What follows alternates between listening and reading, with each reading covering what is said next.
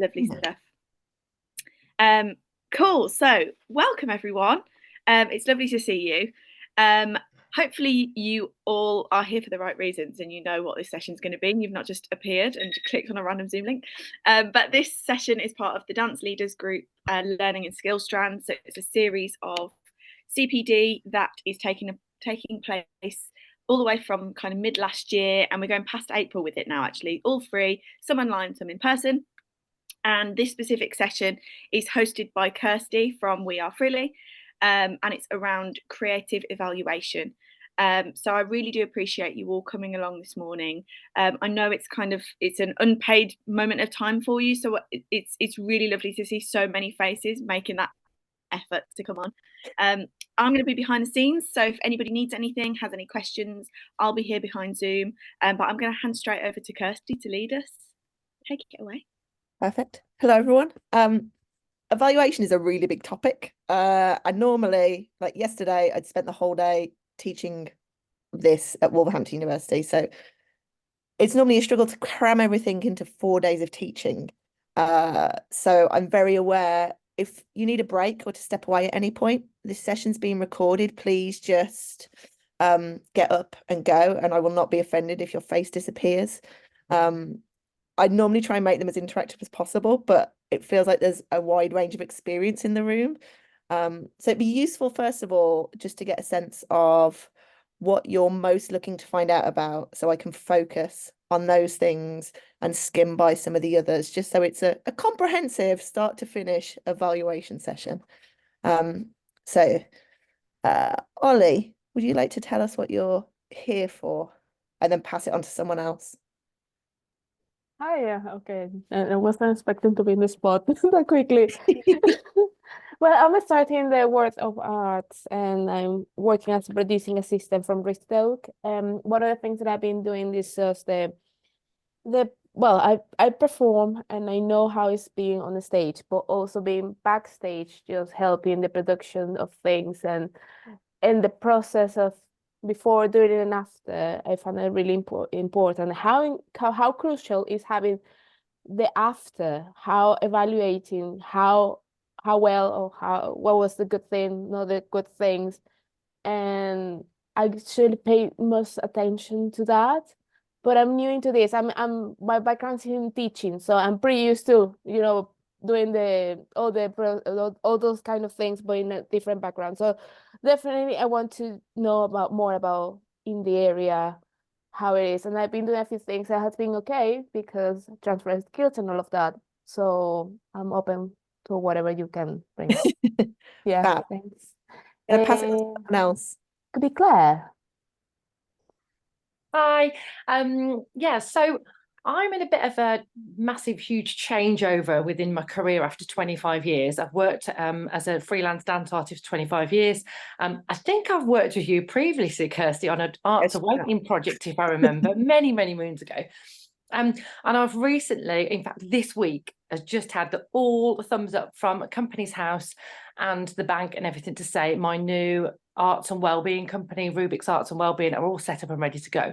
So to deliver art projects to develop physical and mental well-being, whether that be with moms and their babies who've moms who've just given birth, right the way through to the elderly, working with people with Parkinson's, right away across the board, working with young choreographers, however it might be. And it's just, for me, it's finding ways to evaluate projects in a more unusual way. Okay. And being a little bit creative. We've got this creative project happening. I want the evaluation to be a creative process as well. Okay. And how all that interlinks, especially working within communities as well. Perfect. Pass it on, Claire. Let's go the other Claire with an I. Hello, thank you. Lovely to meet you all. Dance practitioner. I do a lot of work with dance artists to help them develop their reflective selves about their practice. So I just see it as being quite a strong element within that. So I think that's me. Lizanne, to pass it to you. Thank you. So I work as a senior producer for Zoologic Dance Theatre. Met Kirsty briefly once before. And I think for us, it's really about how we improve analysing the evaluation. So we often go out into different projects with different ways that suit the participants and things, but it's how we can better bring those different forms of evaluation together and how they help us move forward. Perfect. Pass it on. Emma. Is it gonna? Oh, okay. I wondered when I was going to be on the big screen on my computer, but it was it's voice activated, isn't it? Yeah. So for me, I've always evaluated all the different projects that I've been involved in. Freelance dance artist. I stopped 7 years ago to take care of my young family, and I'm sort of re-embarking on that now with a changed perspective. And looking back at the kind of projects I did and want to get involved in again, which is in working in inclusive settings, how to be creative in evaluation, but then how to kind of bring that information together as something useful that you can kind of record. So in like year 2 time, you can look back and you can kind of, oh yeah, this is what we did, this is what worked, this what didn't work, and whatever. But I found in certain situations, certain settings, evaluating was quite difficult. So yeah, creative ideas and how to record that would be great. Perfect. Pass it on, Emma. Just see this list of names. I haven't got everybody's pictures on here. B. B. Oh, yeah. Hello. Thank you for letting me in. Sorry I was late. I'm a slight imposter. I'm actually a theatre practitioner. And one of my colleagues was sending around all these opportunities and said that she'd checked if we could gate crash. So I'm gate crashing, I'm afraid. So I work for Mind the Gap in Bradford. We work with people with learning disabilities and autism. We're doing lots of community work, and I usually leave the evaluation to someone else because it ain't my bag.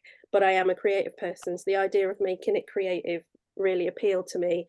And with what we're doing in the community, we're trying to, it's led by them, so I want to find a way that it's useful for everyone. So yeah, that's why I'm here. Pass it on, B. Oh, I don't know who's not gone. Akanksha, have you gone? No, I haven't. Thanks. Hi, everyone. I'm Akanksha and I work for Sonia Sabri company as an admin assistant, class coordinator, and also dancer for the company. So similar to Ollie, I have experience in both being on stage and behind the stage, and the manic and craziness of the art industry and trying to keep it all together at the same time. So it's very similar to what everyone is saying. Like the company's been working for many years and we work in all sort of settings, you name it, production, community, classes. So for us, learning new ways or finding new creative ways of evaluating is always an ongoing process. So we're always open to that. And as we all know, the art is something that evolves with time. So we all have to learn new ways. So anything and everything that's I'm going to learn today is welcome. I'm sure I'm going to find it quite informative. So hopefully. Please pass it on. There's only 2 left. Yes, I think that's only Romy left. Is that right? Yes. And then Kirsten, I think. Yeah. Yes, I work as a arts admin / project coordinator. Have worked on projects that you have evaluated for, so I've got some first-hand experience. But yeah, I'm usually sort of on the sidelines of the evaluation, sort of watching it happen. But I'm starting a new role as like a youth engagement project coordinator, and a big part of that is the evaluation. So I'm interested in how you can do evaluation with young people. I also am starting a company, and a lot of my work is in schools with like very, very young children, and evaluating those kind of settings with very young kids. It's like, how do you collect that data? yeah, so I guess that's also, I work as a filmmaker and a videographer, and have kind of been mulling over the idea of how I can link in my filmmaking with evaluation and making, yeah, something that's a bit more, because I find sometimes the reports from evaluations, they're like dense, and I'm like, I can't read all of this. So yeah, just like creative filmmaking within evaluation, something I've been mulling over. Yeah, so that's me, and I will hand over to Kirsten. I think you're last. Thank you. Yeah, I'm Kirsten. I'm an independent producer based in the Midlands. I work mostly on dance stuff, but have done cross arts. I'm also here with my Autumn Dance Theatre hat on today. So yeah, just I think I've done some training with you before at some point, Kirsty, but yeah, I think it's been a while, so I need a refresh. But yeah, I think it's really for us to find, because again, we work with a kind of wide spectrum of people, so just being able to have different tools and different creative tools and ways of engaging people is really, really helpful. And I guess thinking about then how you translate, you know, what's happening in the room and some of the creative elements you might do with people to get that back into funders' terms, language, reports, because I think that's also the tricky bit. And I think definitely as a sector, we're not so great at the evaluating, reporting, getting all the stuff right to go, look, we're amazing, we do all these incredible things. So yeah, actually, if we can do more of the fun stuff and get the things we need and then translate it, that'd be really helpful. So yeah, here to learn more. Okay, well, that has definitely flagged some things that I need to mention that I probably didn't have a slide on. But also, as we go through, if you have questions or you have your own examples, please just share and chip in. Even if it's an upcoming slide or something I'm going to talk about. Just want this to flow like a conversation because it's quite a nice number of us here. And hopefully it just means we can get through it. So let me share my screen and start my presentation. It's now not going to do the view properly, is it? Forgive me of this, where it's not just letting me play it. Play, that's where I'm going wrong. Are we all good? Can we all see that okay? Your Zoom is playing nicely. Perfect. I know, just need to move things for me a bit. So I'm here to talk about creative evaluation, and I'll explain what that is in a minute. But first, I suppose I should tell you a bit about who I am, because whilst I've worked with some of you before, you might not know. I'm local. I'm from the Black Country. I'm from a working class family. So my mum was a bookie and my dad's a bin man. So I'm the only one in my family that ever went to university. But it was to history of art. So nothing useful for anything that I do in my day to day. I worked in community arts for a really long time. And that shouldn't be 5 years. It should be like 15 years before I went solo. It's probably 20 years now. And feel awkward admitting that. But because my practice is in community arts, it means that it's not from a research background place. It's rooted in the nuts and bolts of delivery and thinking about how am I meant to now capture this thing at the end of a session, and I've got this evaluation and I've put it off so it's rooted in trying to find more interesting ways to collect information, or in a way that's reflective of how you work and what it looks like when you're in the messiness of doing and being. But is it 12 years? Oh, see, I should have really reviewed those figures, but it's fine. I'm like a celebrity. I'm just going to ignore that. I can be however young I want to be. But I work for myself. So it means that I'm often working with Maurice Hargreaves McIntyre or RMR Research. I've worked with the Audience Agency, and it means that I get to borrow from what they do best and share that with other people and combine it with more creative things, which is normally why they bring me in onto projects, just to make their very rooted academic research processes accessible to people. So hopefully that's why we're here today. What is evaluation? Can you tell me? What do we use it for? Anyone want to answer this question? It's not a trick, I promise.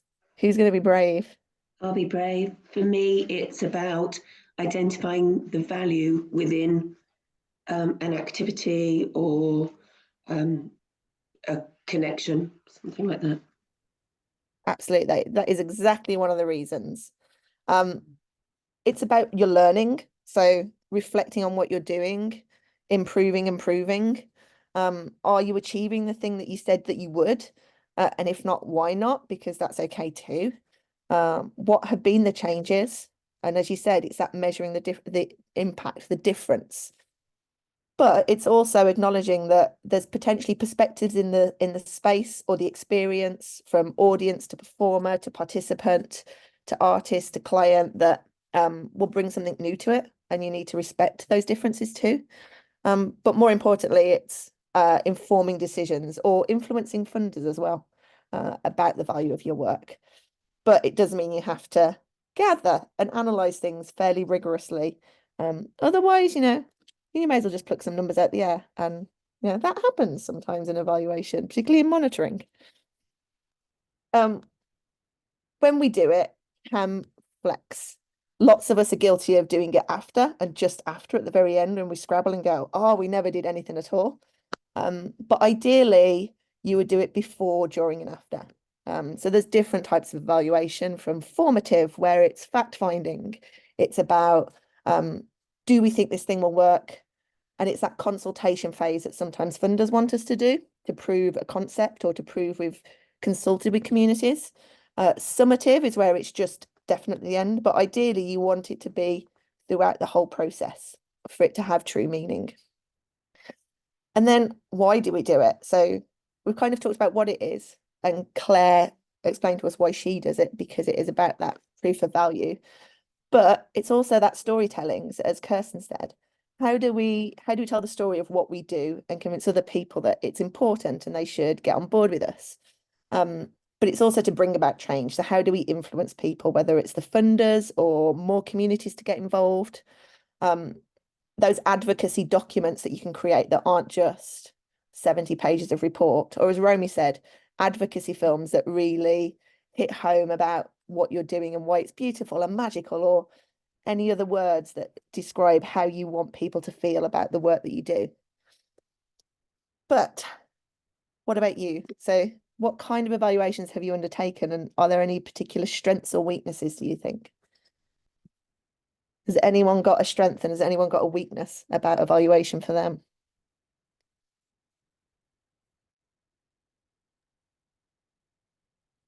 I'll be brave.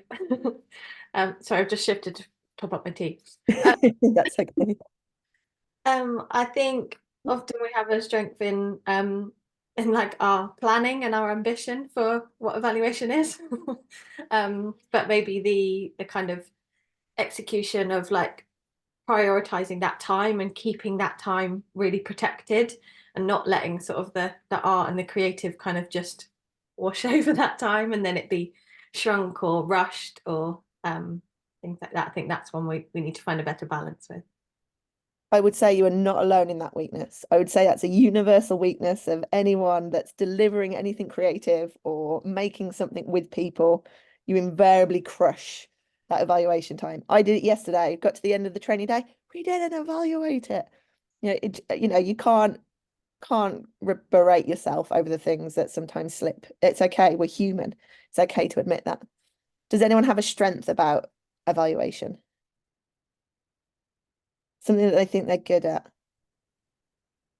I think we've got much better at collecting statistics, which is boring, but we have got much better at it, I think. So we can now, when we've been using that as well as a tool to kind of put into funding applications, we work with this many people across these areas or whatever it was. And it's been really helpful to have that and to be able to kind of look back and use those things in order, particularly at the moment where we're kind of putting a lot of applications in. So we could still be better at it, but we're getting better. Everyone can always be better. I'm going to apologize if I accidentally go back and forth between slides. For some reason, the presentation platform Keynote has prevented me from navigating Zoom to just see who was talking then. So that's why I'll flick between slides. So I apologize. There's some really simple things that are the foundations of evaluation. People often really overcomplicate it. So what? So what, we're doing this thing? What does it matter that we've made a nice performance or we're working with someone? So what? How have we made this? How have we made a difference? How do people get involved? It's a really simple, powerful question. Why? At any stage of planning, of an evaluation, in your reporting, think about those 3 questions. When you're analysing, think about these 3 questions. You've got some statistics. You now know 50% of the participants were female. So what? Why do we care that 50% were female? What does it tell us? Does it tell us that actually it was representative? What's the extra bits of things that we need to find out or we need to tell people? So if you always keep those 3 questions in mind, you'll have a more robust evaluation process. When you're planning things, ask yourself, so what? We want to do this thing. Is it the thing that we thought it was going to do? Will it really do that? How will we know? So if you keep asking yourself that, ask your colleagues that, or other people you're working with, actually, it's the foundation of everything. No matter how complicated you want to make it, come back to these 3 simple questions. There's apparently 25 different approaches to evaluation. This is according to, I can't remember which evaluation website it was, but actually it all comes down to it being a logical model of thinking, how you create a framework and what that looks like. It's all about another series of simple questions. So this expands on those first 3. The first 3 are the root of everything. But it's about the why. So why are you doing it? Why do you want to do this project? Or why do you want to make this piece of theatre, this piece of dance? You know, is it for someone in particular? It's that context. Maybe it's because the funder is just giving you some money and you're just going to make it work because you need the cash. Or maybe it's because there's a real need and you've found out from people. The what. So this is where you have your vision and aims and objectives, the kind of what you're wanting to achieve, what will be different because of what you're doing, what change do you want to make? And then the inputs, the how. These are the, you know, what money have you got coming in? Who are the people delivering? What are those activities or the strategies? What are those processes? And then you have the results, that kind of what's the difference? How many sessions are you running? How many performances are you doing? The outputs. So the outputs are always the numbers, the number of things, those statistics. And then the outcomes is the change. Outcomes are always about what is different because you've done this stuff. What is different to you as a team? What is different to the people, whether it's the audience or participants, the community, wider sector, if you're sharing learning. So it's what will be the difference? Now, monitoring is some of that statistics. It's all that demographic stuff. And if you're dealing with Arts Council or any other funder, it's your Illuminate demographic data collection of ethnicity, sexuality, if you're part of a family. What are some of the latest other ones? The main wage earner when you were 14 years old. I think something like that is one of them. And that's the numbers. It's the stats, the who, what, where in really basic terms. It's not about the storytelling of and differences around that. And then the bit that I can't access because I can't move things is that evaluation. So it's the progress against your objectives. Did you do the things that you said you would do? How far have you been successful on that plan? And that can create this loop, this evaluation loop that comes back to your ambition. So regardless of how you plan an evaluation, it comes down to these simple steps that you will all recognize from planning projects or planning a production. And so you can see how actually these simple questions can instantly align to the nuts and bolts of how you're doing things, your delivery plans. It's just an extra step of capturing the how and the why of your decision making and the things that you're doing and making sure there's evidence against those questions. And when you break it down like that, it's not as scary as you think it is. So if you embed it as you go along, it makes it much more obtainable. Often with funding bids or other evaluation elements, there'll be some other phrases, and someone else mentioned this earlier, reflective practice is mentioned. And not everyone is good at being reflective, or everyone thinks that they are, but they don't share it or evidence it.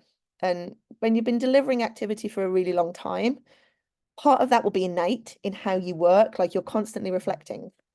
Action research is another one. So that's about learning whilst doing. and showing that. And then theory of change. Have any of you heard of theory of change before? Know what it is? Some of you do. We'll touch on it. So reflective practice. This is a great quote. It is not sufficient to have an experience in order to learn without reflecting on this experience. It may be quickly forgotten or its learning potential lost.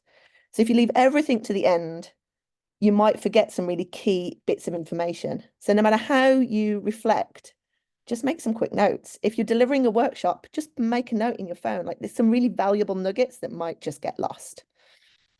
So often with reflective practice, it's about having an action plan or your delivery plan, a description of the thing that you're doing or trying to do, your feelings. How did you feel whilst doing it? How did the people in the room feel about doing it? And that kind of evaluation. How successful was it? Did it achieve what you'd planned it to do? So if it's a performance, was the intent behind the piece felt by the audience? If it was a workshop, did they learn the things you hoped they would do or achieve the things you hoped they would do? Or was it something entirely different? So then it's that analysis of what happened. Did that stuff go on or did it not? And if it didn't, why not? And the insight is that extra context that you would have about the situation. And then you come back to conclusions, which then shapes your action plan going forward. Like, what will you do in your next workshop? Like, whilst it makes it sound complicated, it is as simple as how are you going to do things differently the next time you deliver to that 30 group of young people in a school, where you know that there's that one child that you're going to have extra support for, or you need to change some learning resources because you hadn't been briefed about who was in the room, or all of those things will happen innate as part of your practice. And then action research. This is critical reflection around the how, because it is all about learning while doing.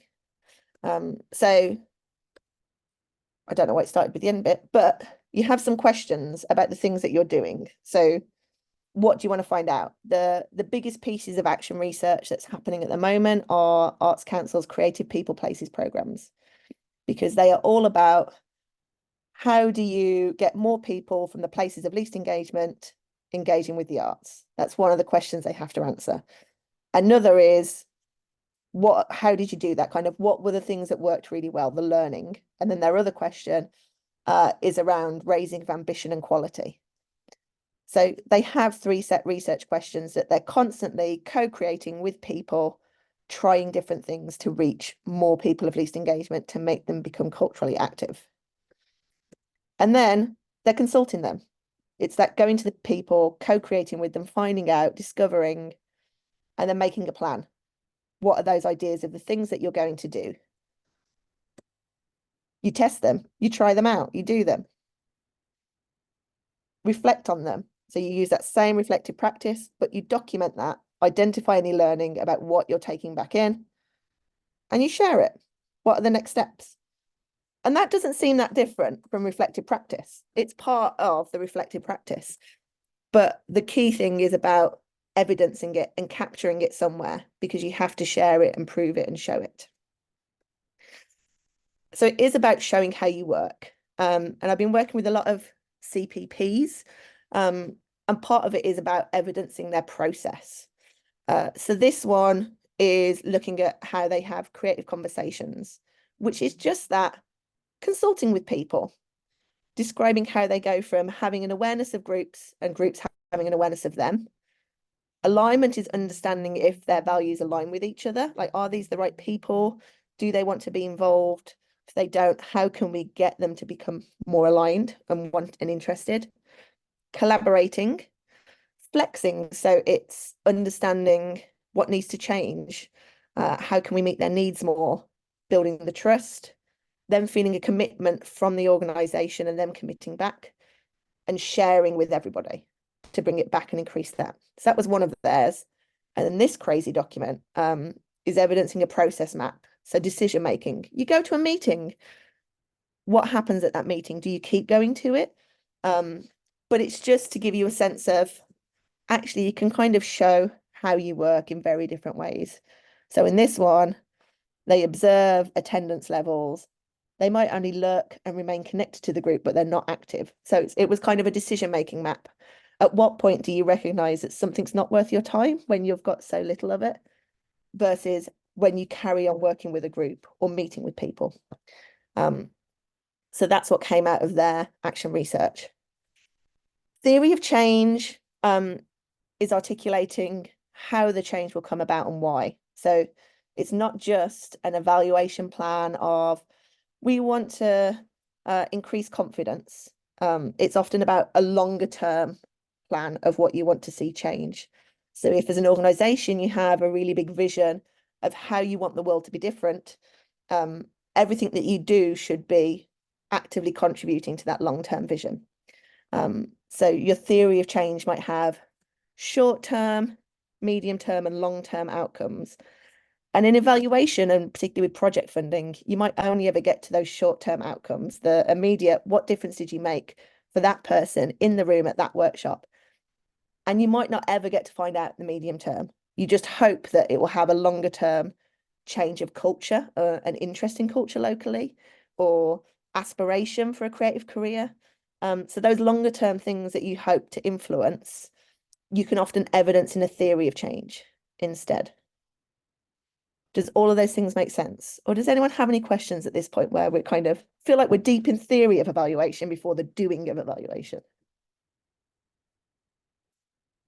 Are we all good? Awesome. Here's two examples of theory of changes. So the one on the left is not mine. There's a great book called The Participatory Museum by Nina Simon.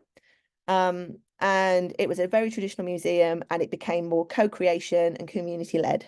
And this is their theory of change, which is fun-looking and accessible, and it's not really wordy. And whether it does everything a theory of change should, I don't know, but the strengthening of bonds, building bridges, feeling empowered, they're kind of your mid-level outcomes and changes. And the long-term outcome is that growing a stronger, more connected community. That's that longer term that you might never ever properly evidence, but you might see in 10 years' time or 15 years' time. Whereas the short term that you can capture is that they enjoyed shared experience. They explored more art and history. Like, they're your outcomes of an evaluation plan. They're like your nuts and bolts. And then the one on the right just showed a really big evaluation plan into some practical, easy, one-sided, short-term, medium-term differences. Some funders really like these, and you can bolt them onto evaluation plans, but it's just so that you have an awareness if you come across someone asking for theory of change, what that really means, and you have an understanding of it. But how do we plan an evaluation? They're like practical nuts and bolts of things. How do any of you guys plan an evaluation? Do you have plans, or do you just think, oh, I've got a form at the end of it?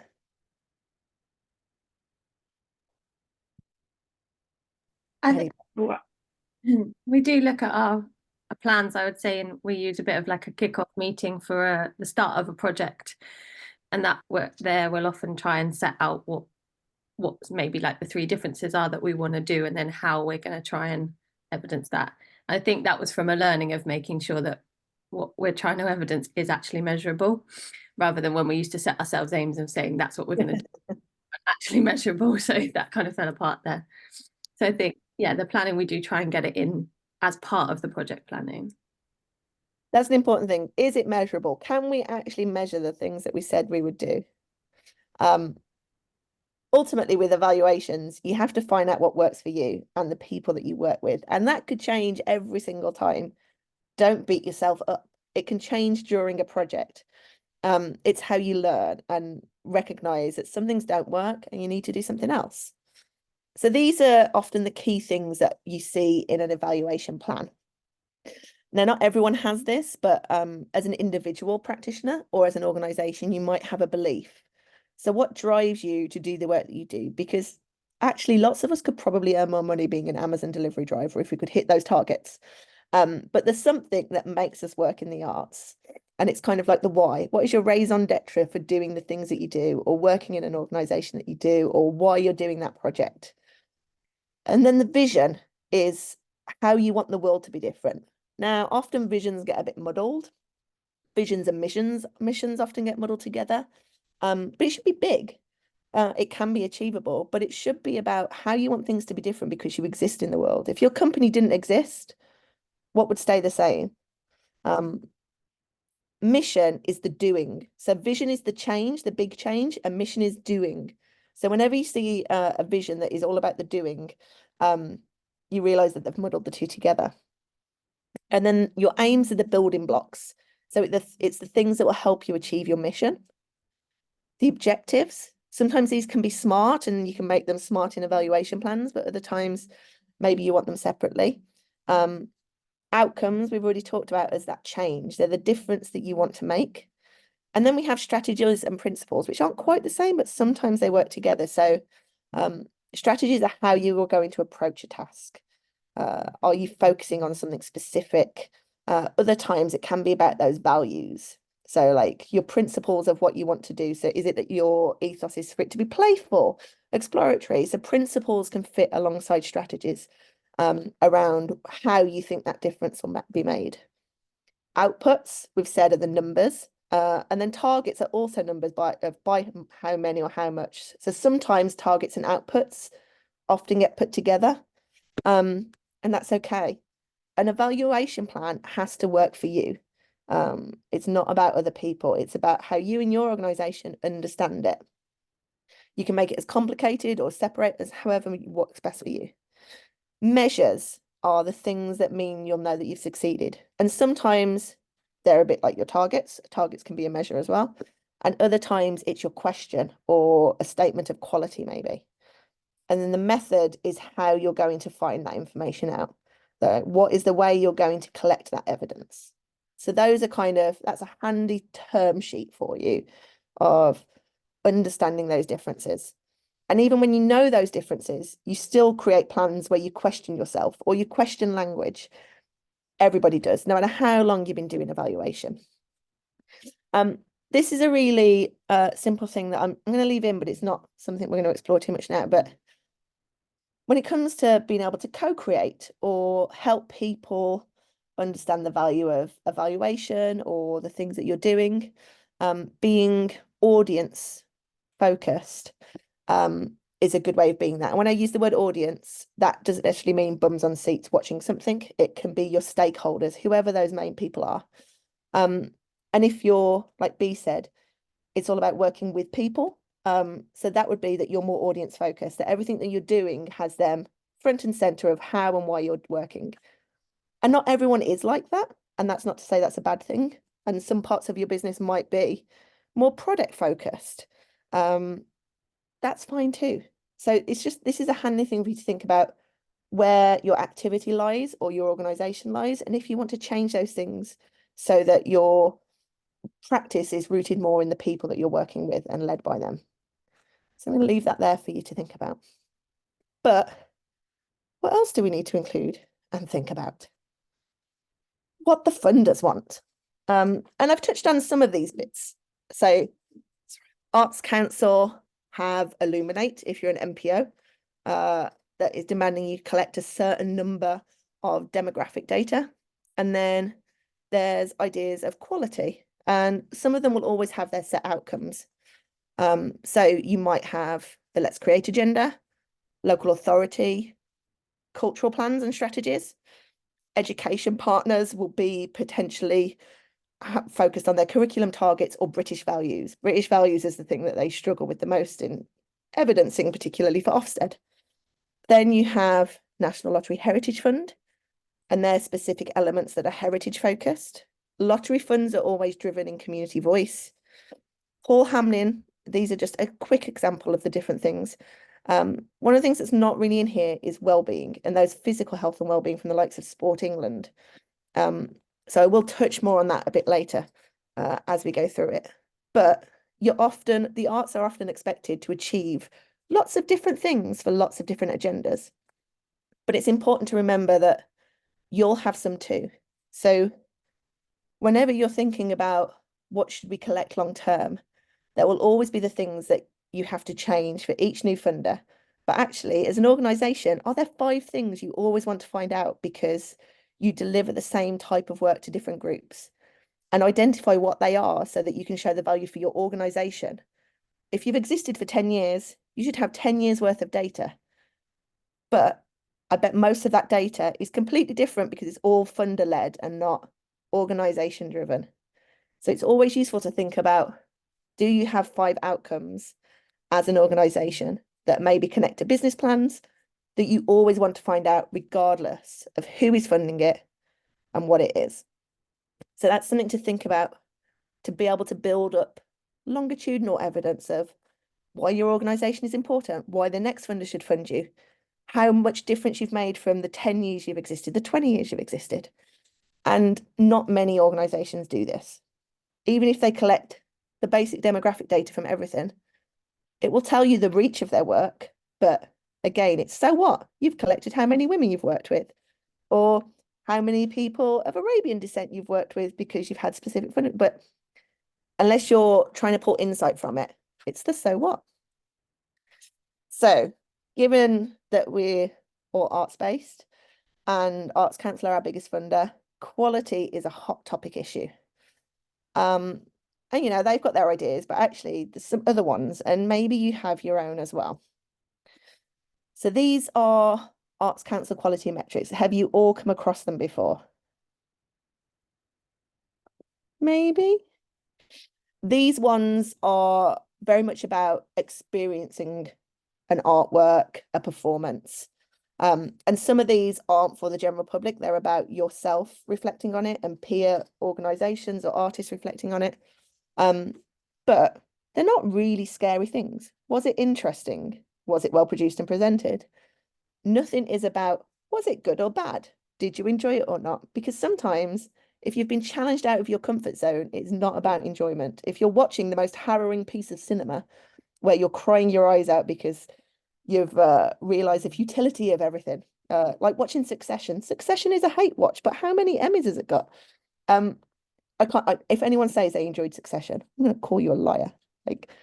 But it's those things that not every cultural experience is about enjoyment. It can be about learning. So actually, what those metrics and quality are, some of them should be directly connected to what you're delivering. What is your intention behind what you're doing? And you can determine your own quality measures too. These ones are around participation. So they originally started off for children and young people, and then Arts Council realised actually that should go for everybody, because why doesn't everyone deserve an authentic artistic experience, or to feel excited and inspired, to feel included, or to feel valued for their opinions? And again, if you're delivering good participatory work, these should be inherent in how you work or what you want to deliver anyway. And really, Arts Council have made it an easy win for people to put a stick out on a statement and for you to go, everyone thinks that we value their opinion. Ideally, you would want everyone to think that if you're working in a co-created way. So these are a series of statements for those participation measures that you would ask participants or audiences to mark on a scale of agree to disagree. So I had a good time. Enjoyment is in there, but that's not the most useful. Great, you had a good time, but why? Like, was it something new? So you don't have to use all of these, but actually some of them are useful depending on what you're doing. I did something I didn't know I was capable of. That's kind of a powerful statement. So these are handy things from Arts Council. They used to be easily downloadable in a list, but they're not so much anymore.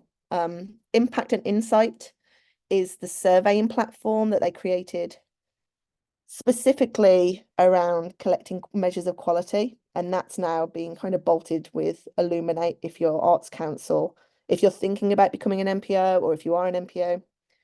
Those are things that you'll have to think about. But actually, these are useful things in your practice to dip into, to include at times, to collect some really simple information. These ones are measures for placemaking, which you might think, oh, why is that relevant to me? But actually, when you look at it, if you're working with community groups in community dance settings or to deliver a project or co-creation, often you're addressing things like, it helped me feel connected to people in the community.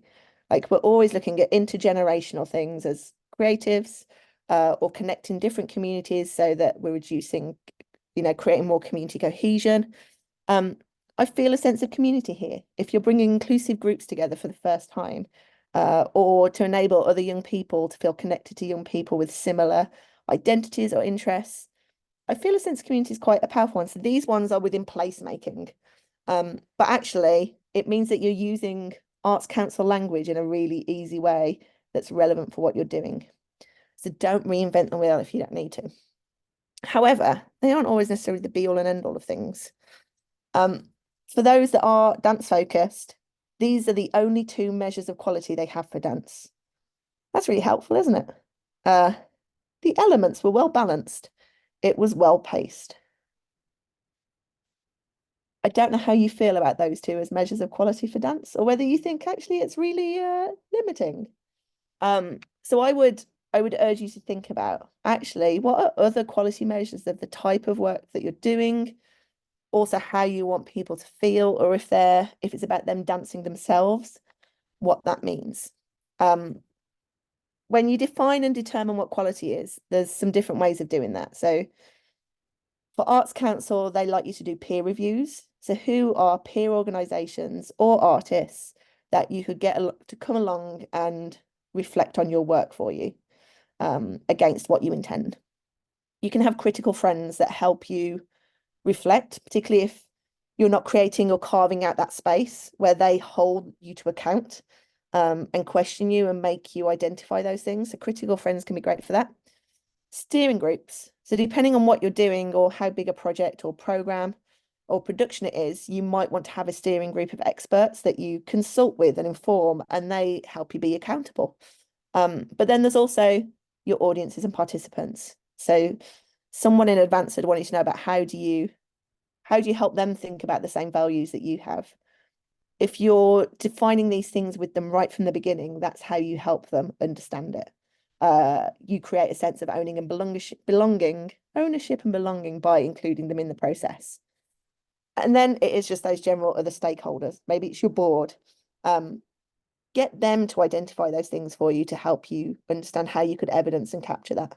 So some of these things might be, for you as an organisation, what is quality and what does that mean? And some of it will be for specific projects. It doesn't always have to be led by other people. These are just examples of how that can be collected or shared from other projects. So this was how it was collected, the mechanism there. It was different from things I've experienced before, was the measure of Arts Council. And the strongly agree to disagree was colour barred so that it made it visual for accessibility. This is how impact and insight creates charts for quality. When you look across all of those things, it turns it into a point of a 1 point thing. But as you can see, for this project, all of them are pretty high, like everything is above 3/4. So actually quality measures can be your friend. You don't necessarily need to be scared of them, like lots of people are. There are other frameworks that can help you think about quality. So if anyone is interested in this, I'll make sure that I get a copy of the book to Fabric to share with you. But this is a really old audience experience framework from the Independent Theatre Council and the New Economics Foundation. And they made this long before Arts Council thought about what quality was and how we can standardise it. And these are the areas that they thought were important for a quality audience experience. So again, it wasn't about good or bad. It was about what's the level of engagement and concentration? Is there learning and challenge from what they're experiencing and watching? What was the energy and tension like in the room on stage? How important was shared experience, which is often a measure of well-being, and then personal resonance and emotional connection. This just quickly shows you what those are.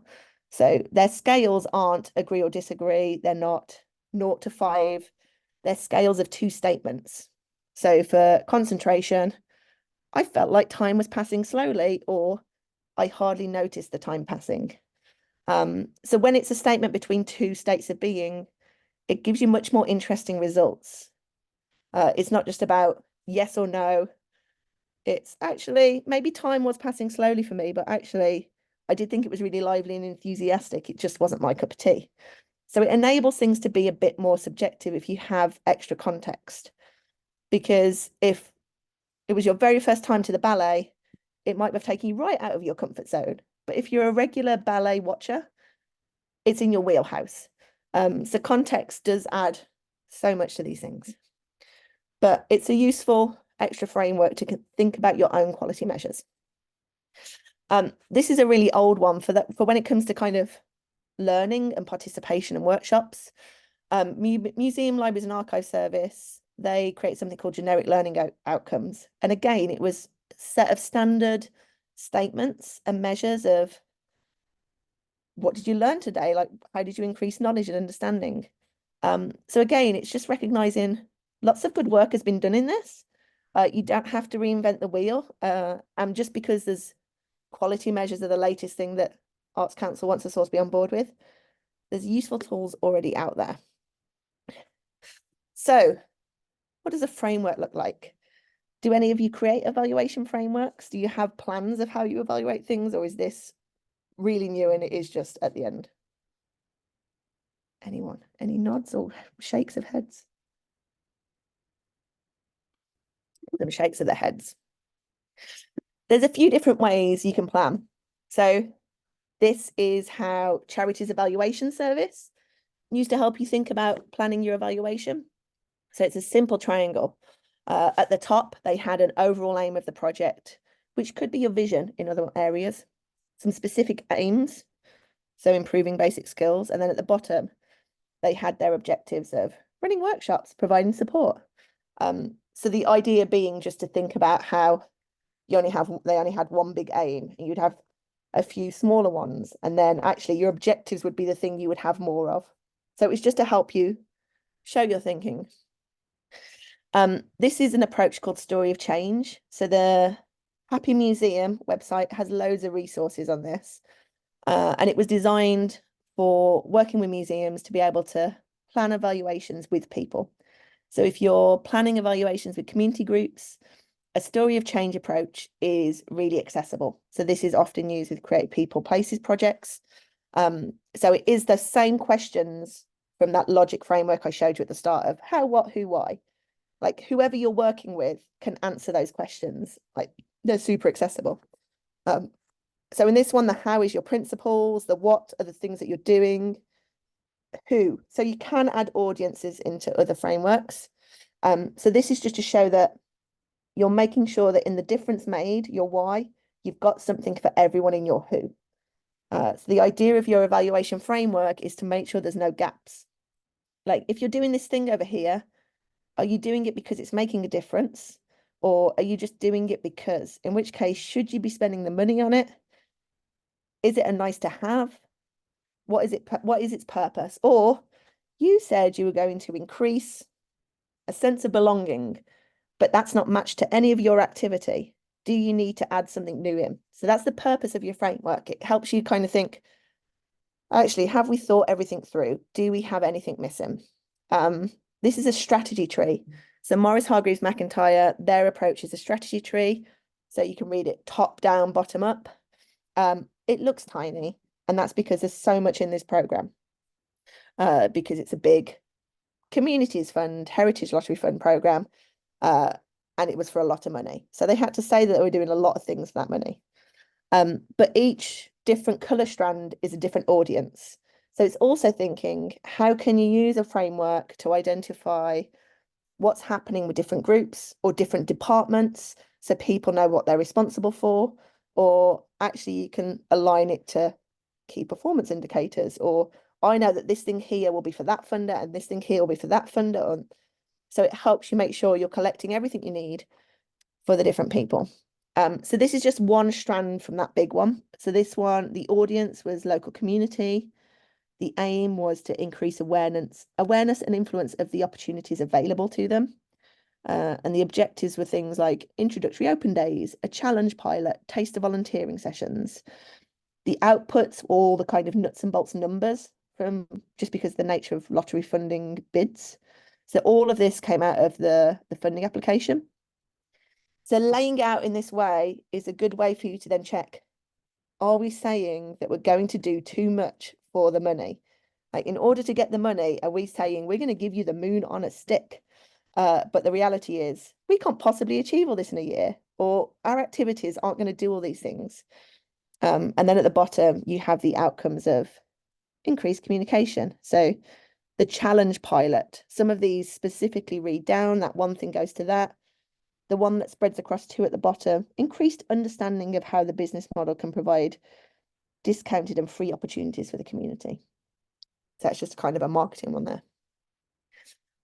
These are other examples of strategy trees. So a strategy tree is good for big funding pots or for whole business organization, like your whole organization. Laying it out in this way is really useful because each aim could be a different department or a different strand of your business. Whereas the story of change is really kind of smaller project led. But a strategy tree can work for any of them. So in this one was for men and girls dancing. It wasn't one that I created. It was my colleagues at MHM who did this. So their vision was to celebrate positive relationships between men and girls at a time when it's overwhelmingly portrayed as negative. That's not really a difference. So that's more of a doing. So I would say they didn't get that very right there. And see, like, they would also say the same thing now reflecting back. They did a bad job with the vision for this project. So don't beat yourself up. That is very true. Like, you have to really think about these things. But this is there in that slide of just helping you flow. So as you can see, there's little flows down. So develop audiences for contemporary dance. From that, one of the objectives was to increase audiences for dance. And they were going to do that by targeting attendance at performances. They would also have it by percentage of audience was first time there, percentage of audience interested in attending, audiences are attracted to dance. Another outcome, attracted audience who are new to contemporary dance, encourage future dance attendance. So one objective flows all the way down. So you can create these formats however you want that works best, but the idea is that does everything connect? Do you have an output and an outcome for an objective or not? This is a slightly smaller one that has strategies in. So this just shows you that in their strategies, improving things that you might think would be, oh, actually, surely that's an activity. They're going to improve their education service. But actually, it was a strategy because they wanted it to appeal to a wider audience. So by improving it, that's how they would appeal to them. So it was that how. How are they achieving the objectives? This just shows you how, if you're using a strategy tree approach for planning, you can add theory of change in. So as you can see, the outcomes at the bottom have just been split into short, medium, long term, and the mechanism of change is below your activities. So that's how you can bolt it in without it being an extra document or an extra thing. How is everyone feeling about different plans? Do they make sense to you? Do they feel logical or something you would use, or do they just scare you because it's like,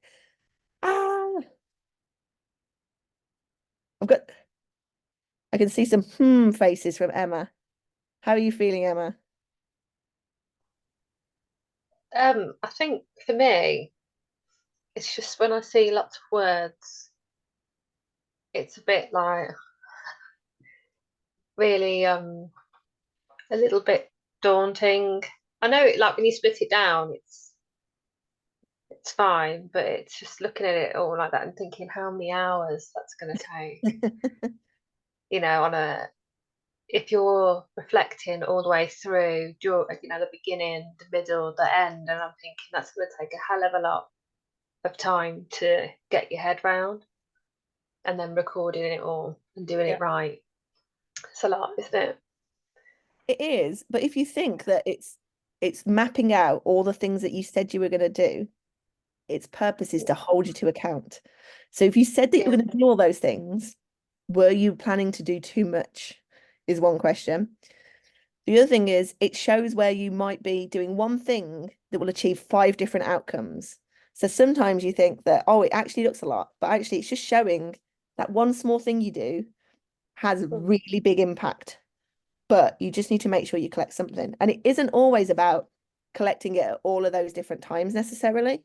So we'll get on to how you can follow through with that. just thinking about chunking that down. So with the strategy tree, because it is the most complex, that's why I'm looking at it more with you.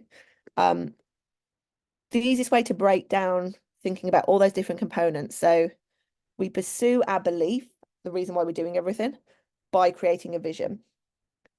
The vision by committing to a mission, because the mission is what achieves your vision. How will the mission happen? Because you've got objectives, the things that you're going to do all the time. And the objectives get achieved by having strategies for how they're going to happen, whether that's door-to-door marketing, Facebook marketing, like the practical nuts and bolts. It's just evaluation frameworks help you plan out the nuts and bolts of your project that you can then translate into a timeline for actions. And then your strategies get implemented by having actions. So you can break them down into much bigger, different documents if you want, but the word by helps you think about how they connect. These are a couple of vision missions, because this is the thing that most people struggle unpicking because they all get muddled up. So Tate's, we believe access to art is a universal human right. So that in itself would just be their belief. But then they had to make it all one big sentence by saying, and we see our galleries as sites of creative learning, which would be slightly different.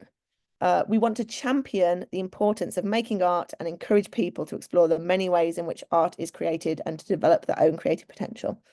They don't actually have a vision in there. They have a mission.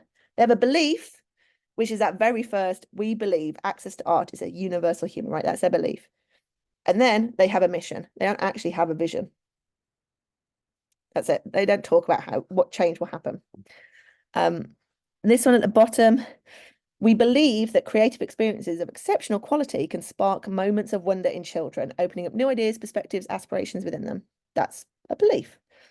Because of this, we believe that every child should have access to exceptional creative experiences, regardless of their. It's all just one big belief. Two separate beliefs in one. So not really a vision or mission. This one is Sadler's Wells. So as you can see, super short and simple. So when it comes to these things, it's thinking about them like an elevator pitch. Like if you were stuck in a lift, how could you explain to someone what your company does or what the project does that would just help them get it? So for them, their mission, make and share dance that inspires us all. Really simple, does what it says on the tin. Maybe it's not very exciting. Their vision, create through dance a depth of connection beyond borders, cultures and languages, so we see ourselves in each other. It's not really a vision of how things are going to be different, though. It's still their vision. I mean, their mission. And then they have values that they've broken down, which for dancers, maybe you really like them because collaboration, encourage, supportive. Some of these are their principles about how they will work. This one might be a bit small, so I'm going to read it out to you. I wonder if you can tell me who you think, which company you think this is. And it isn't necessarily a cultural company. Our vision serves as the framework for our roadmap and guides every aspect of our business by describing what we need to accomplish in order to continue achieving sustainable quality growth. That feels so wordy, doesn't it? I felt like I just said a bunch of buzzwords at you. So in their vision, people, be a great place to work where people are inspired to be the best they can be. Bring the world a portfolio of quality beverage brands that anticipate and satisfy people's desires and needs. Did you think that you had a beverage brand that satisfied your needs and desires? It feels very big, doesn't it? Like, oh, I just need to have this drink and everything will be right in the world. Nurture a winning network of customers and suppliers. Together, we create mutual enduring value. Like, it's really grandiose. Their mission is to refresh the world, to inspire moments of optimism and happiness, to create value and make a difference. Any guesses? You know that it's a beverage brand, so you know that it's a drink. Please don't tell me this is Coca-Cola. Yes, it is Coca-Cola. But when you come back to their mission, refresh the world. Okay, you want everyone to drink your product. I get that. But that sounds really grandiose, doesn't it? We want to refresh the world. That sounds exciting. Whereas Sadler Wells was just like, we're going to make dance that inspires people. So actually, you want to feel like you're going to bring people with you and that they should be as excited about what you do as possible. Whilst lots of it does sound like bullshit bingo, actually some of it is kind of like inspire moments of optimism and happiness. Like, that's pretty big. I don't think that every time I have a Coke, but yeah, I want to have that drink. So when you're thinking about these things, it's good to just remember that a vision is about the future. It's about what should be different, and the mission is how you're going to realize it. And that's where, as we've just seen, not every organization gets that right, and often mixes them up. So I guess comes down to the creative part, which lots of you are most interested in. Not everything is creative. So when I say creative, I don't mean make up some numbers, which many organizations can often be guilty of, or when it comes to digital stuff, can be misleading. So really, when it comes down to it, evaluation is the evidence you get from asking lots of questions. It's all about asking questions and finding out what's interesting or different, what is good about what you're doing, and then presenting it so it's useful, engaging. Like the how you collect it should be creative as much as is possible, because it's then more inclusive and accessible to people. And how you present it should be creative and should reflect who you are as makers, artists, creatives, and practitioners, because you need to show them and sell them how you do what you do, what makes it good, what makes it exciting. There is nothing wrong with a good old survey. Surveys are brilliant. Why? Because it makes capacity easy when it comes to analyzing data, interpreting data. It's one approach, but it's not necessarily very accessible to anybody. Lots of free surveying platforms don't let you put in visual aids. So like the picture on the right has a picture of the UK. If you're using Google Forms, you can't necessarily give pictures to help illustrate what you're talking about or what you mean, which means that it's just not as accessible. The Arts Council surveying platforms of Illuminate and Impact and Insight aren't very accessible, and you can't amend all the questions that are set ones to make it accessible for audiences. So sometimes it's about how can you use that and translate it for your audience and then retro give them the data, which isn't great. It's not good practice. It's not great, Arts Council. I called them out on it yesterday. So yeah, and also what they do with their evaluation. They collect so much data. We've got so much data. What do we do with it? I was like, you don't, you should. It's your obligation to do something with it. So yeah. So why should we do things more creatively? And if you're artists, dancers, it should just be embedded into your delivery. The bit that you often then miss or forget is how do you make sure you've recorded that information? If you're leading a dance workshop, you might very well open every workshop with, how are you all feeling today?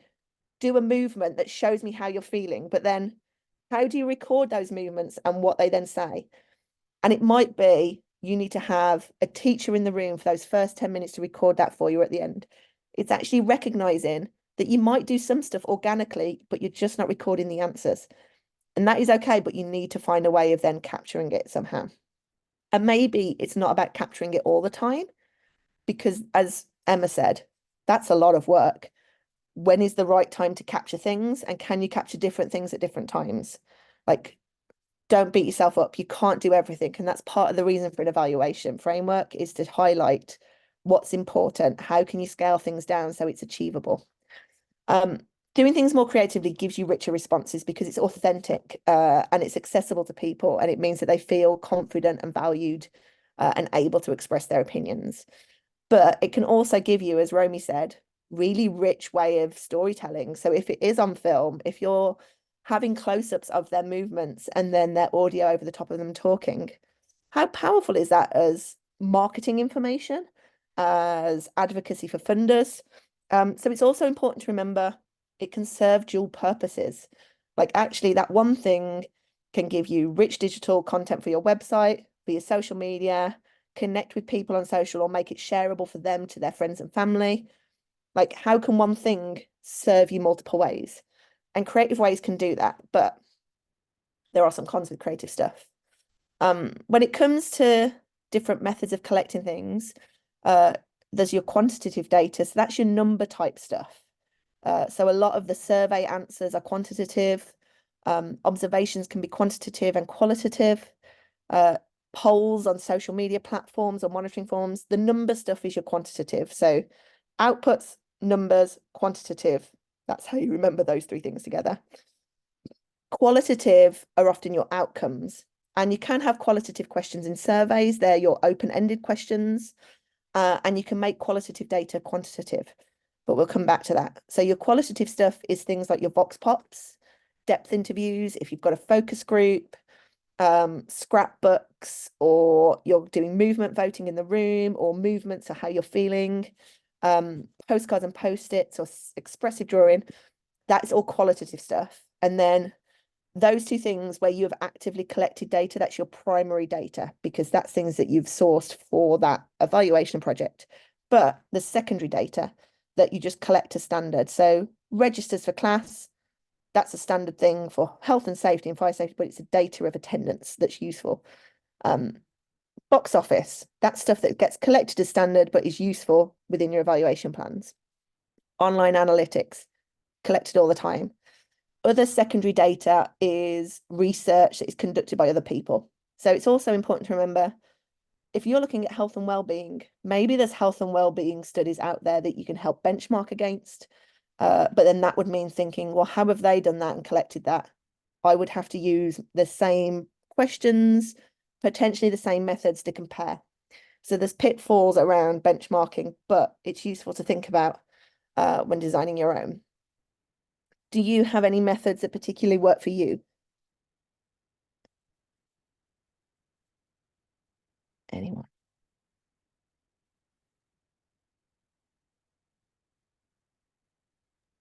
I think in the past, when I've been working with groups, especially when I'm working with like children as well, is I've done a lot of like reflective practice as we go along. I love a post-it note. Right. And even if like they don't want to write things on there, they can draw, even if it's a smiley face or a sad face. It could be as simple as that. And I use a lot of like so this qualitative kind of area I use a lot, even if it's like A4, A3 sheets on the wall, and there might be a question on it, and then they can just go and put a post-it note on those things, or getting them like, right, if you've enjoyed that exercise, then go to the right hand side of the room or the left hand side of the room, and they split off where they want to go, so they don't feel like they've got to speak. So there's a lot of that kind of that qualitative, and it's interesting like seeing it broken down as to what I'd probably do more of than other things. And they are all brilliant. And like, if they work for you, keep doing them, but then make sure, have you got a sheet that enables you to record what that looks like or what those answers are? Or like, are you able to have your phone with you to make that note? Because not everywhere you can have your phone. So it's also thinking about that. Yeah, they're brilliant ways, and they're creative. Don't knock or misjudge your own creativity. When it comes to your types of methods that you're using, it's important to think about what you're trying to evidence. So we've talked about mental health and well-being. There's a well-being measure called WEMWBS, WEMWBS, and it was invented by the Uni of Warwick. Can't remember who it was with.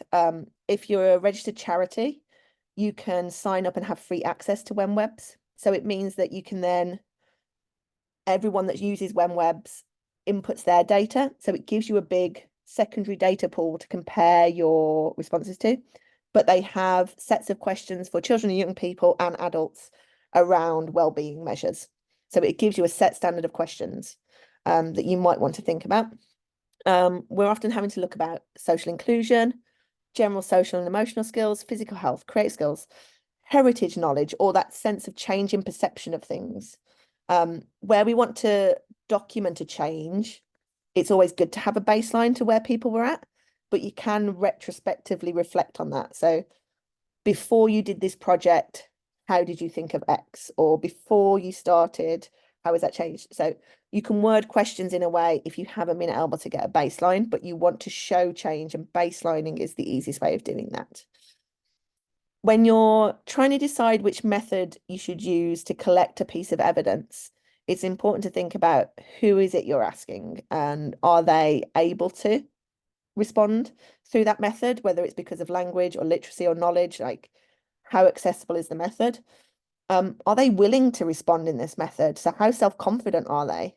Are there cultural norms that prevent them from getting up and sharing answers verbally? Or so 2 instances of cultural norms from my experience. One was I worked with a young Thai company, and for them, they didn't like to express personal opinions. They felt it had to be homework. So the evaluation process couldn't be a creative free-flowing one that we'd set up.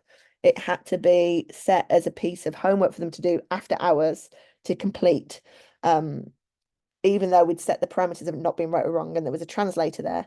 And another instance, my colleague is working a lot in Saudi Arabia, and the women wouldn't get up to contribute in the space. They would happily give opinions where it was being written down for them and positioned.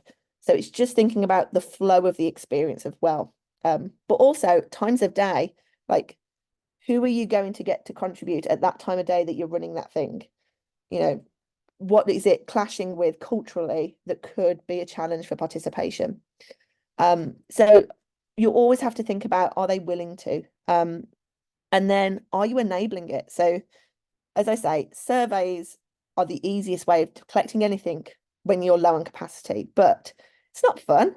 Like, even if you're using a really pretty platform like Typeform, it can still feel like a chore, particularly with the amount of demographic stuff you might have to share.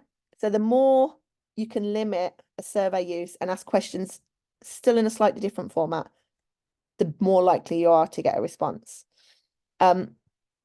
Thinking about a creative catalyst. So it's important to remember a creative catalyst is not about the thing itself. It's about how it enables conversation. It's always about how you can make people feel comfortable, or the fact that particularly where there might be neurodivergent, or it's a group of strangers, so they don't feel very confident. How can you create a way in which people feel able to talk in front of others in that space? So the top left, it's about prompts. So in this instance, they had postcards. They had to pick a postcard to reflect the organization. So it meant people weren't starting with a blank space. You're giving them a way to answer that isn't leading. And then the bottom one, which I won't play, is a video where she was a neurodivergent artist who also had ADHD. And for her, it was, what is the benefit of her sharing her experience of the exhibition? Actually, by filming it, she had a physical output she could use in her practice, but it meant I could record the conversation with her about her experience. So there was a benefit. So there's a rule of thumb that some people don't think you should incentivize participation in feedback, or you incentivize and have prize draws for surveys, whereas other people believe that actually you should value people's time, so you should incentivize them because you're showing your opinion is important. So there's 2 schools of thoughts around incentives, but it can also be in terms of, by doing it in this way, in this instance, the artist had a video of her creating that she could use in her practice. The picture on the right is from Contacting the World. They have a youth company exchange, and so they had, I want to say it was like 6 youth companies that all had created a new piece of work. They saw a different one each night. This was a way of connecting the post-show discussion with what they had done in their performance. So everyone was using expressive mark making to respond to how they felt about it before a post-show discussion. Obviously, bags on your heads isn't going to necessarily get you rich evaluation data, but it created a rich evaluation conversation that was useful. We've talked about post-it notes. They are the best, useful in so many ways, but it's important to think about, how are you going to process them? Like, if you've got loads of post-it notes, what are you going to do with a wall with that many post-it notes? So it's also thinking you can do something like sampling. So you will take every 5th post-it note off the wall, and that's what you're going to look at, rather than analysing all of those post-it notes. Then you've got a robust way of showing how you've interrogated that data. There's a post-it note app. Have any of you used it? Yes. Ollie's like the first person on a course that's ever gone, yes, I love this app. It's free. And what it does is it captures your post-it notes. So it means you don't have to worry about losing them, but you will also need them for a short time because it's not always the best at translating them. This picture shows you what it looks like as the original photos, how you end up with boards. And then you can then put your question for the ones that you've captured. As you capture it, what is the question those post-it notes are answering? If you capture them at the venue, at the location at the time, it records that information too. So you will know when it is from. But it means you can also export them as images. So they're instantly great to put in your report. It's the people's handwriting about what they loved, what they enjoyed. And it's really rich. But it also gives you a spreadsheet to help you analyze it. So it exports it for you in a way where it's attempted to translate what's written on the post-it notes. It's not always the best at translating it, so it still requires human intervention. But it means that you're not hand typing out every post-it note. You've got something there to work with potentially. So think about, is the right pen color being used on the right post-it note color? Because if you've got very dark blue post-it notes, it can be tricky. But it means it gives you a process of, I'm going to use post-it notes. With the post-it note app, I know how I can process this information, how I'm going to code it or do something with it. Observation maps, so particularly for dance and theatre, you might want to use observation maps to record how people are moving. In these instances, this was for a VR performance that was being piloted. So we wanted to know the empathy map was to capture their emotional response to the performance as it went on. So it came with a series of questions. And then the observation map on the right was the observation of their physical movements as the piece was being experienced, so that we could look at whether they were turning or not, whether they knew to look backwards, or how physical or responsive they were being. So observation maps have to be always bespoke to whatever you're doing. These observation sheets are from Everyone Dancing. Everyone Dancing's got some great resources to think about, in this instance, personal and social skills and physical skills. So these are their sheets to record the responses as they're observing. So if you're using observations, even observations for people moving and voting physically in a space, if you've already got your sheet to paper with your answers in each corner, you can quickly jot down the number of how many went to which corner. So it's just about making sure, have you got your method for recording the data? This just shows you their criteria. So if your observation sheet, you're deciding where on level they are. So confidence, body language. Level 1, they decide is keeps to themselves. Level 3, feels good about themselves. Level 4, increase self-esteem. So they've decided what is the difference between different levels of achievement for some of these things. And you would just mark down, they're at 1, they're at 3, this week they're at 4. And maybe you would want to have that extra context as to why you think that is. It isn't necessarily just about repeat attendance. But this is a free resource that they have on their website. They just want you to reference that who they are if you're using it. So again, people are sharing things that you can utilize. And this one is about physical skills and fitness. So technique, cardiovascular. So if you're saying that you're achieving against physical things, you might not agree with this, but you might want to use this as your format for how you want to develop your own structure. But again, you just need to cross-reference. If you write a report, you use their point of reference for these tools. Because it's good practice to say, hey, this is where we got it from. So this is just to help you think about how you might do that. And as Claire mentioned, this is just one way to easily capture how many people were where and then visually show it afterwards. So if you're using a scale physically in a room, 3 people were at strongly disagree before, but actually afterwards with the black dots, more of them were up strongly agree than strongly disagree. So if you're ever doing a pre and post with individuals on their own sheets, make sure you have a different color pen. At the start of their journey, they wrote in blue. At the end, they wrote in red. You know which answers are from which. So it's simple things like that. Sticky dots, brilliant. The top one uses the Independent Theatre Council scales. You totally end up training an audience, and you can often think that this means they are going to always put it in a positive way, or what they perceive as positive, and they will follow the next person because they don't want to be seen to disagree.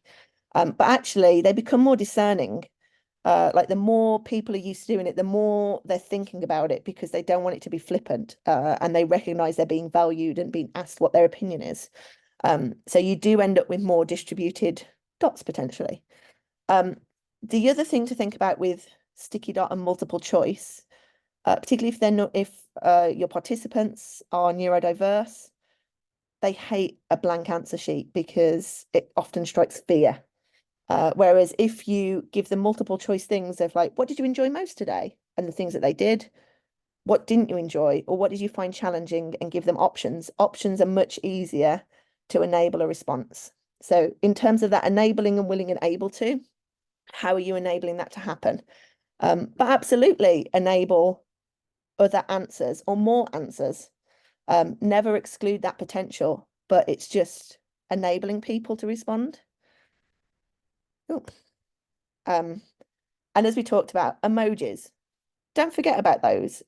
Or as you can see here, there was pictures of the things that they had done. So it was there was a visual reminder of the activity, because as Claire said, children easily forget things. They can't remember what they did yesterday, never mind last week. So in terms of capturing it in a timely fashion is always good. Zines. Now, a zine is a DIY magazine. These are made out of one sheet of paper. And technically, it's a survey in mini form, which just makes it fun. But you can also have a creative task in there. I use them all the time because if you're on a walkabout or it's a trip, they're easy to be captured. Or if someone's volunteering, they can make little observations at the end of their day and hand it in. So a little one sheet of paper printed zine is a great way of capturing things. Postcards can be used in all sorts of formats. This is a really famous one that just uses self-completion. So the idea with the sentence was, I went to MoMA and ... And this is great, as you see, it gives you rich things that you can use on social media marketing, and it went viral. But all we knew is that Gary felt he had grown. But if he hadn't put the word grew, would we have known from his visual drawing what his experience at MoMA was like? Possibly not. So it's always important to think about what are your other data points for these things. The middle one is my favorite because clearly Annabelle was disappointed she didn't see a dinosaur, and they call themselves a museum, and museums to her equal dinosaurs. I don't care if it says modern art at the end. I wanted to see a dinosaur. I didn't see it. Don't care what else I saw. I didn't see a dinosaur. So self-completion is great, but it's important to remember that will it tell you what you need to find out? And this sentence can't guarantee that, but it gives you other information. These are postcards that I'm pretty certain Romy would recognise. Critical Mass was the mass participation dance project for the Commonwealth Games. So there's some important things to share with you about this. It was with inclusive dance groups, and they ranged from kind of, I can't remember if they were 16 plus or it was 18 plus. But some of the participants would have very complex or different accessible support needs. But because of where the money had come from, the funder had determined that they wanted to benchmark wellbeing measures against an Office of National Statistics study on wellbeing measures. Their study was with adults, and it was just with general adult population, didn't focus on accessibility for support needs, and it combined lots of challenging questions. So ideally, I would not recommend having scaled answers that go from 0 to 10, because can you tell me the difference between a 6 and a 7? I don't know what the difference between a 6 and a 7 is. If you can't articulate it, how can you expect someone else to articulate what that difference is?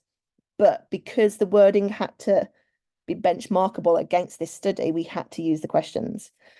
However, we had a certain flexibility to expand the questions, because one of them is, how satisfied are you feeling about life at the moment? Which isn't a great question. So we tried to caveat it with other questions. So today I feel, being here is. So we have self-completion questions there. This question originally started out as just being, how much do you think things you are doing are worthwhile? Whereas we added context of work, volunteering, family, school, just so it felt connected to something. But it's also important that you know that they can understand the answer. So how often do you feel lonely? Often, always, occasionally. Well, how much is occasionally versus sometimes? What's the difference between occasionally and sometimes? So we tried to show that visually, but these were not questions that the team had chosen. They were funded driven, that we tried to make as accessible as possible. So as you can see, we've used colour to help show the difference. We've tried to find a range of emojis to help show the difference between those stages.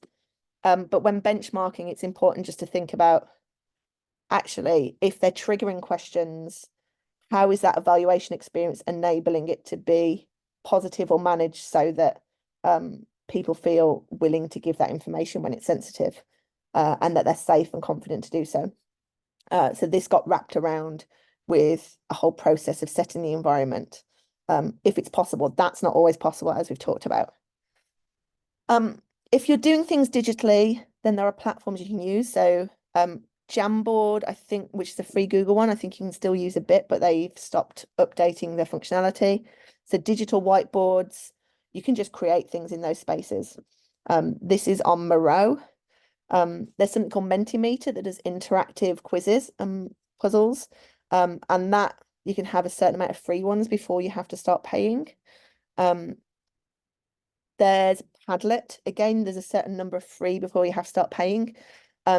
These were used, a lady from Zoe Logic might be familiar with them. These were used for Beyond Borders that Zoe worked on. They got used as their kind of co-creation space for sharing the things that they were doing to inform the choreography.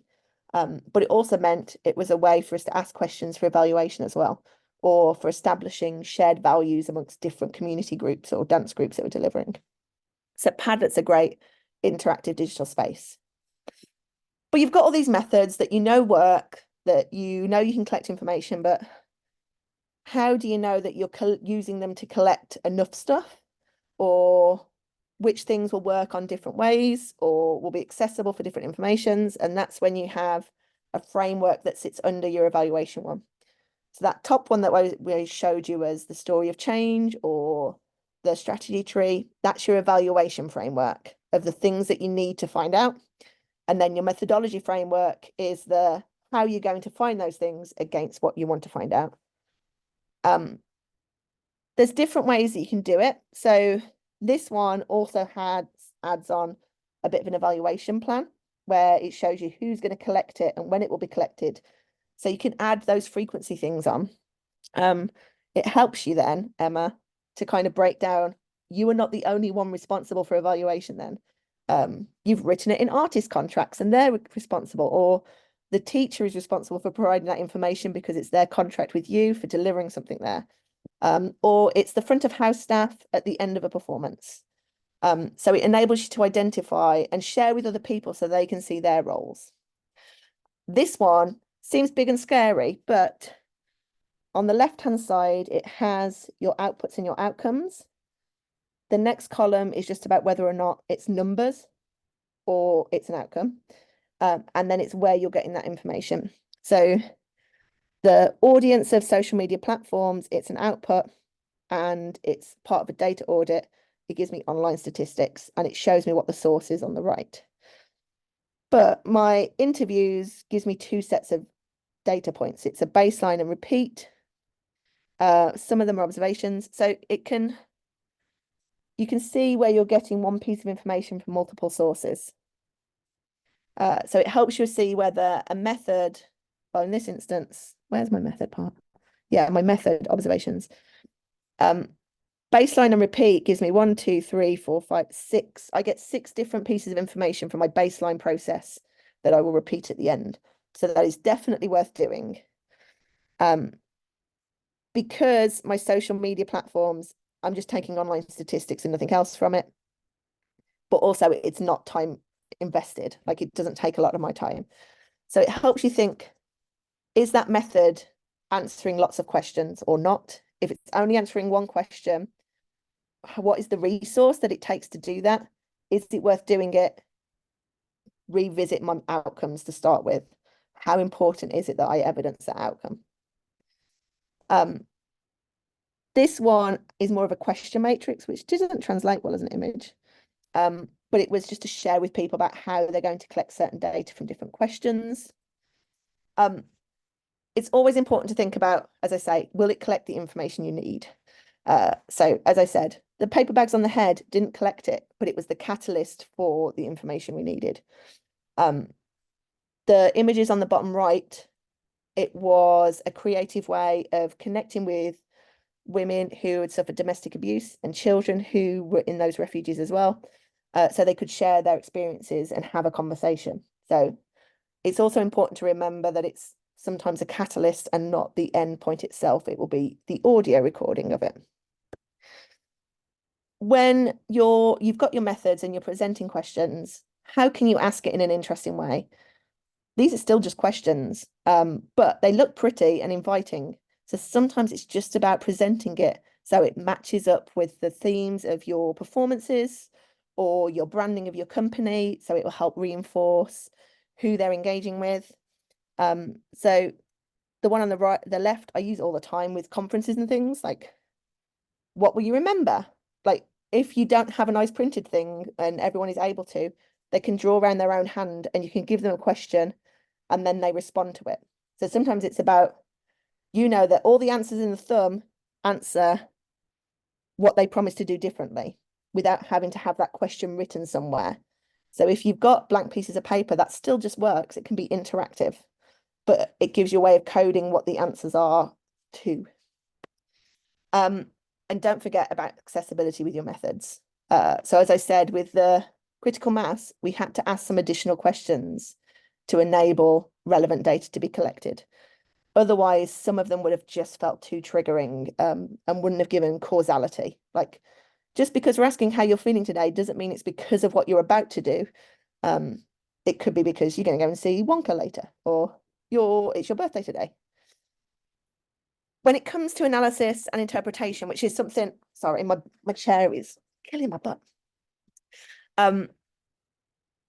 It's very much about what we're collecting, how and what evidence is, whom, the frequency of data collection, is it robust? When you've got all of this data, they're all just individual pieces of data. So how do they become something that is useful?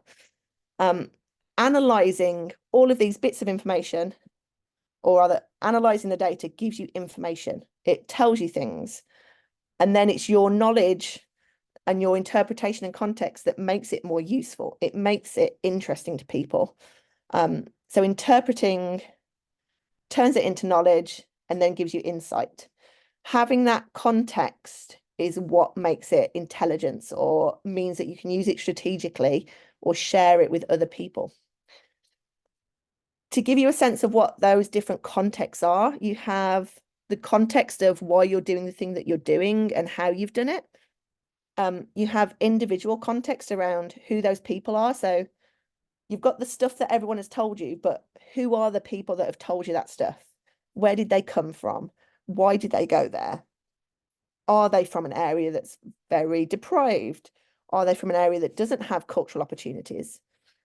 What is their lifestyle? And then you have the ambitions of the client. You have what's going on in the sector and what's going on nationally, but then also what's happening on a hyper-local level. So all of that context is what makes you do something useful with the data. It means that it isn't just 50% females attended this thing. It's actually 50% females attended something that has historically been perceived as something for boys. All of that stuff. So the context makes it useful. When you're beginning to analyze things, start with an open mind. You're experienced practitioners, so you already come with a certain amount of knowledge and instinct about why you're doing things, who you're working with, why they need it. And you shouldn't discount that, but you don't want it to be biased.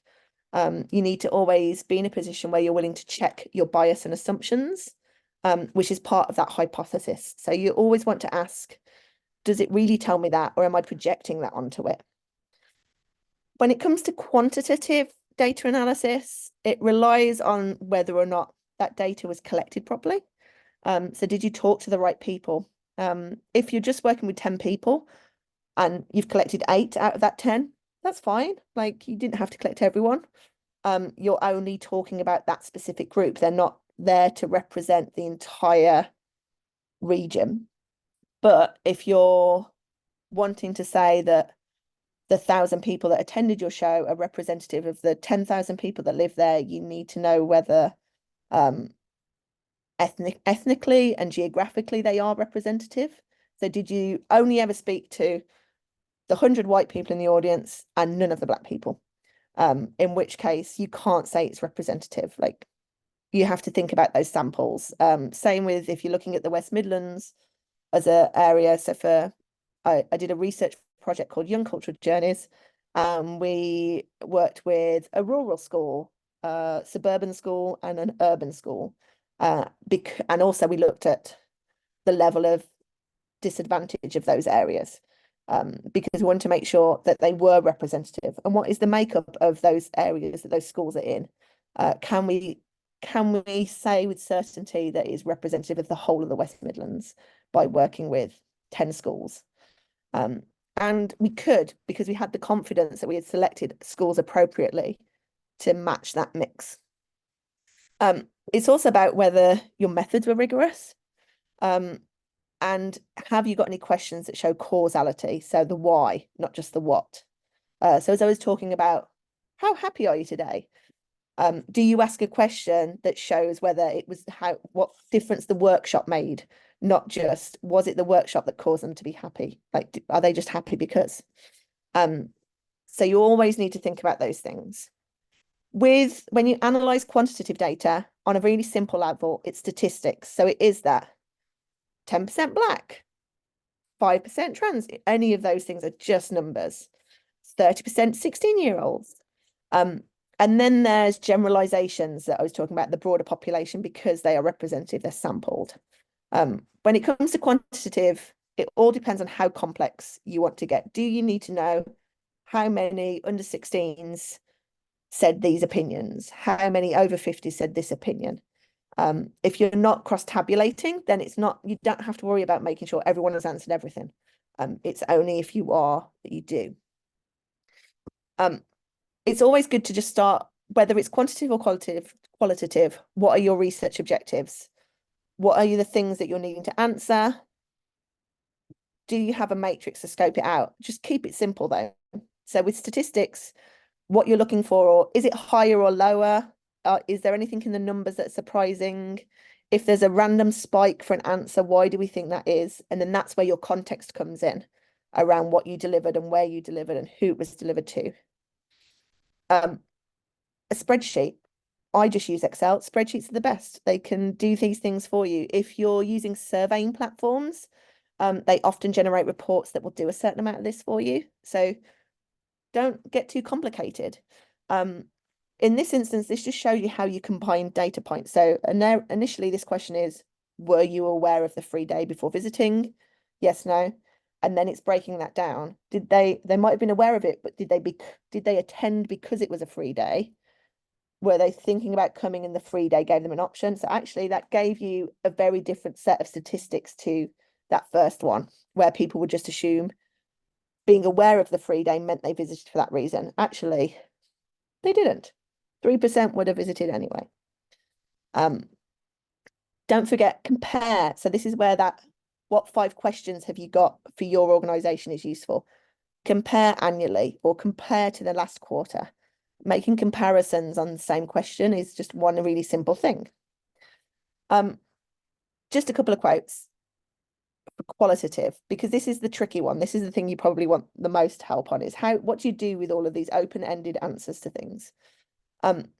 Qualitative data is about noticing. What are you noticing from these answers? What do you think is interesting, and what does it tell you about the people that have experienced it or participated? The analysis starts from that initial research question or what the problem is. So before you started, did you foreshadow any problems? Like, were there any potential barriers to these things? Your own personal reflections are great. What are on your field notes? What are the things in your reflective diaries, your end of day reports, or post-show reports or debriefs, what are the things that are in there that stood out, that context? And if you can make those fieldwork notes as you go along, as I said, just put a note in your diary. It's really important for context of when you're starting to analyze data. The structured approach for qualitative is to sort and file. So ChatGPT exists for a reason. You might not want to use it because the more you feed it, the more it knows, but actually sometimes it can really help you. So if you've got a sample of answers to a question, you could pop them in there and say, what are the themes that you're looking for? But whenever using anything like ChatGPT, have a human eye. Everything requires a human eye when it comes to anything technology is doing, whether it's sentiment analysis. So my colleague Joe worked on 1418 Now, and they had an agency do sentiment analysis of all the social media responses to the lone soldiers in train stations, and that became a big viral campaign. And a lot of the social media responses were like, it was so emotional, I was crying. And the sentiment analysis read that as negative, crying bad. Whereas actually it meant that it was really emotive, and that's a really positive response. So computers and algorithms can't read nuance. So when it comes to analysing, it's looking at the content. Are there any patterns or themes? How often are the same words coming up? And identifying codes for that so you can group them. It's about grouping the open-ended qualitative context stuff.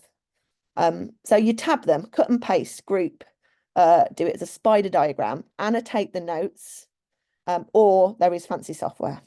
If it's things like audio stuff, listen again, or videos, watch it again, read it in full, take out the quotes, but remember to not just make it all the positive ones. Like, what are the ratios between positive, neutral, and negative? Because you can create a statistic around that. You can give it a number. So yeah, it's not just about the best, it's about a balance. When it comes to the analysis itself, you're looking for codes. So you're going to label the data, and then you group the codes so you have your categories, and then that gives you the big ideas.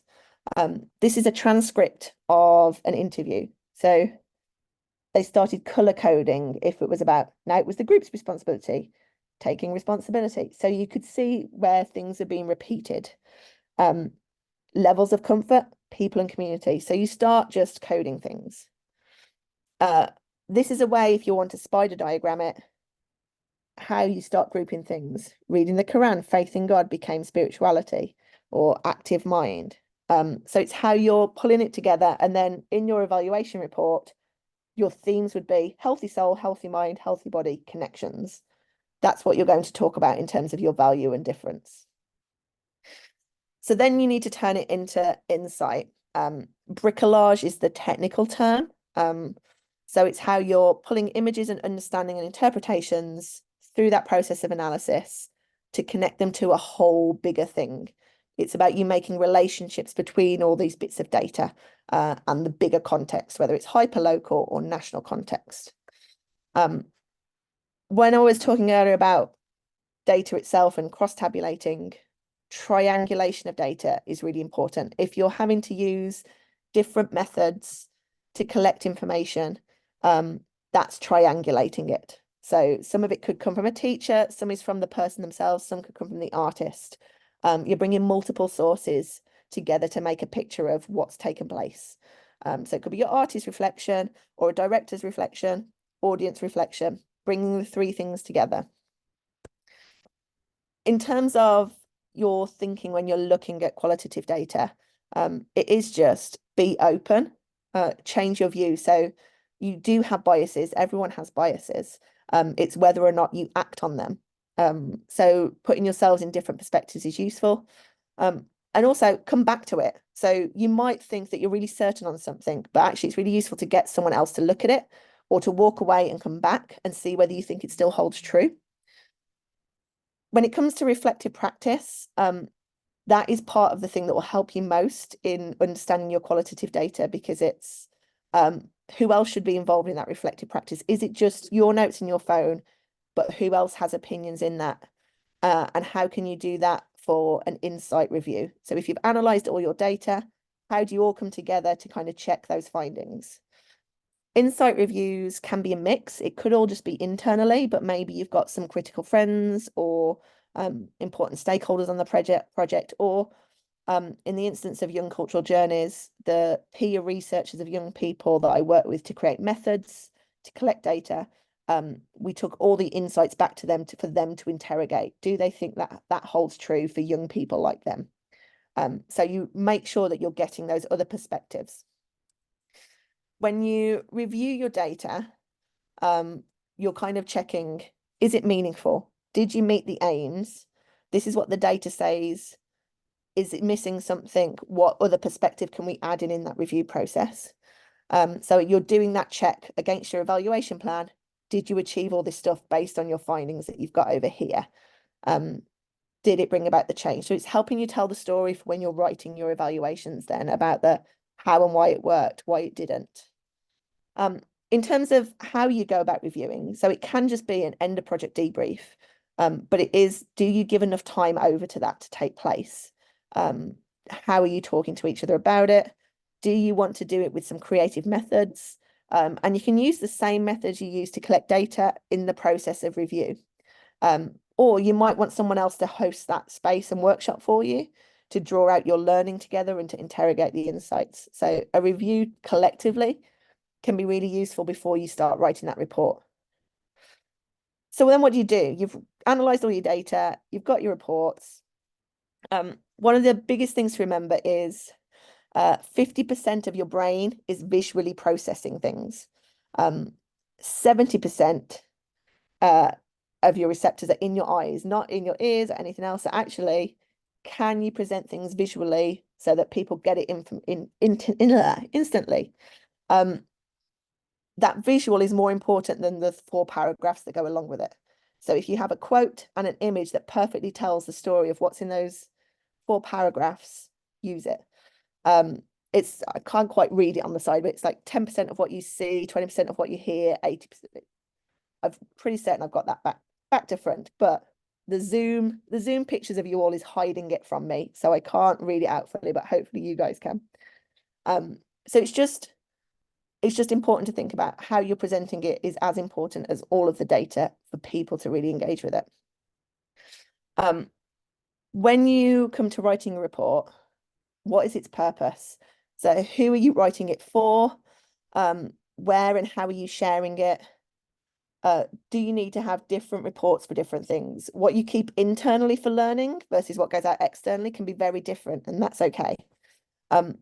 But what is the purpose of what you're creating? Is it to tell a story? So actually, do you want that external storytelling to be a film that still has some of those statistics in there, but can be really powerful? Is it about social media posts that you know your participants and audience will engage with? Because ethically, you should share the research back and the evaluation back with those you collected it from.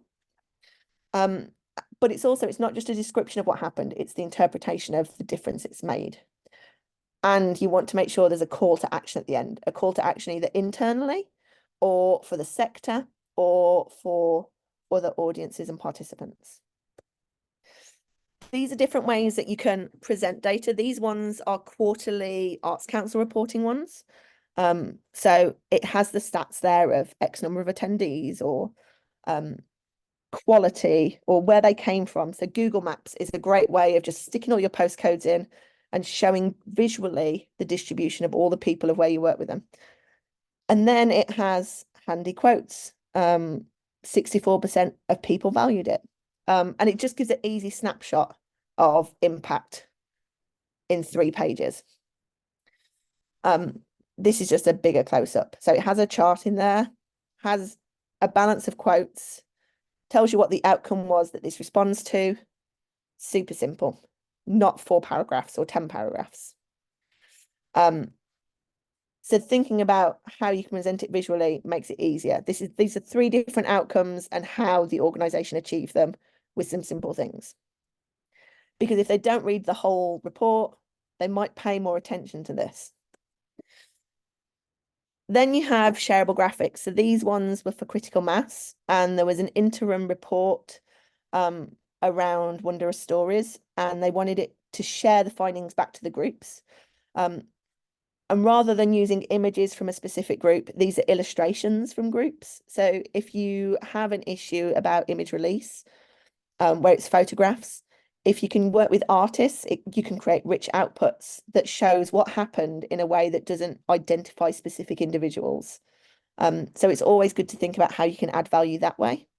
And this just took highlights from that report and their findings. So it gives you quotes that are both positive and the negative, so they could see that they had been listened to. These were some of the other social posts that gave statistics and quotes. So it took the top 10 things and distilled it into 4 images, just so that you can reach different audiences. When it comes to big fancy reports, you can absolutely make them pretty. There's things like Pictochart and Canva that you can make reports in that do some of that for you. You can use a font called Chartwell in InDesign, and you can just buy templates and drop everything in. It's not all about you reinventing the wheel to make things pretty. But pages from the big reports got shared as social graphics. So even big reports that's 70 pages long for the funder can work in multiple ways for you. So just think about, how can your data be an infographic so it can be repurposed? How can your film outputs be embedded into reports and vice versa? And make sure it's on brand, so it's constantly the visibility of the organization in people's minds. When it comes to it overall, remember it is about sharing the story of your work, whether everything went to plan or not, or whether different outcomes were achieved. It is more than just numbers. Evaluation isn't just the stats. It is actionable research as to how you work, why you work, the difference you're making. It is to inform your strategic planning, what funding you're going for next. How are you going to work on that project, or did it inspire a different project or identify a new need? It should inform all aspects of what you do and why, rather than it just being there we go, we did the thing, we've sent the final return to the funder, we don't have to think about it again because we're on the next project. Actually, how did that experience inform what you're doing next? So the other one is relevance to your audience. Are you creating things from your evaluation that is relevant and accessible to them, because they are the ones that you got the data from? So you have a duty to share. So just be mindful that there's multiple stakeholders. How are you communicating with each of them, and what is the mechanism for communicating with them? And don't forget about your quality, whether it's by Arts Council's measures or yours. And the quality of what you do and how you work should then be reflected in the report itself. Who wants a Word document that has occasional pictures in? Like, that doesn't sell you to me. So if you don't value what you've done in that final thing, why would someone else? And that you need to have robust data. There is nothing wrong with having small samples. Scientific and medical studies are done on small samples. Just do it well. And also think about how many beauty adverts you have with 32% of 100 people say this magic eye cream is the best thing ever. Like, this is a magic eye cream that's being sold globally in tens of thousands of units every hour. But, the data is based on 100 people. So, damns, lies and statistics is true. You can always present the story however you want. But you should be objective about your interpretation. Check your biases and make sure you have a balance that reflects the balance in the responses that you've got. So if it is 80% negative, you can't just tell a story based on the 20%. You need to show why the 80% is there.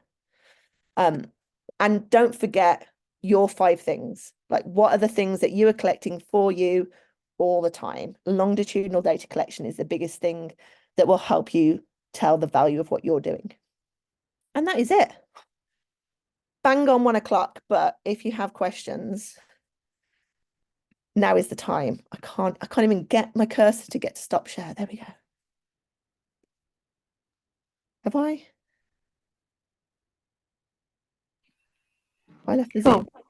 I was worried that I'd left the Zoom. I was like, Zoom has disappeared. I'm just trying to end the presentation. I can't see anyone. Keynote. Thank you so much, Kirsty. Thank you so much for leading such a fab session. I feel like my brain's going to explode even just kind of hearing from behind the scenes. Are you happy for me to share your email with the group if they have any questions since then? Yeah. And would you be happy for me to share that PowerPoint around everybody if you send that to me?